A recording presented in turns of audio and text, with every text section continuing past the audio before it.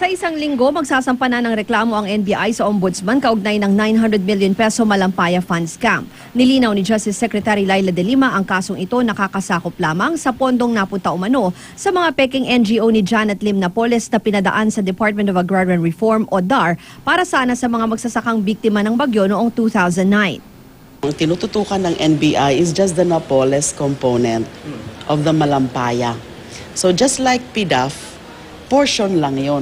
Muli namang nagpalabas ng sabina ang NBI para sa 16 na alkalde na di pa nagpapakita kaugnay sa Malampaya Fund scam.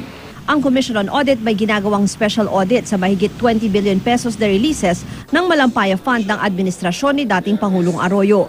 Ayon sa Department of Energy o DOE, kung titignan ang batas na bumuo sa Energy Development Board noong 1976, nakasaad na ito ang mangangasiwa sa isang special fund galing sa mga buwis at iba pang kitang makokolekta nito. Kasama na ang parte ng gobyerno sa royalties, renta at iba pang bayad para sa paggamit ng ating energy resources.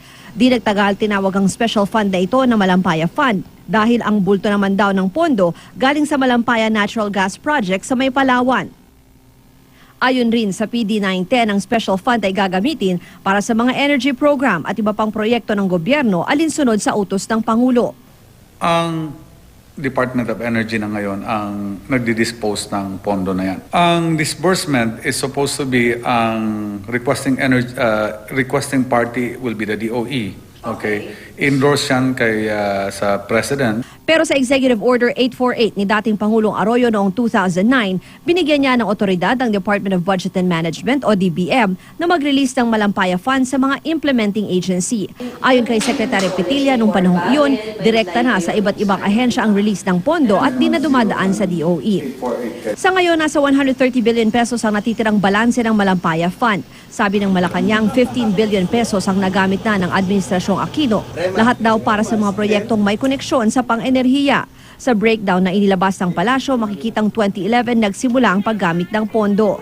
Nariyan ang Pantawid Pasada program na 150 million pesos. Pagbili sa barkong BRP Gregorio del Pilar, 423 million pesos at BRP Ramon Alcaraz, 880 million pesos. Pero giit nila Sherda, panay energy-related projects ang mga ito.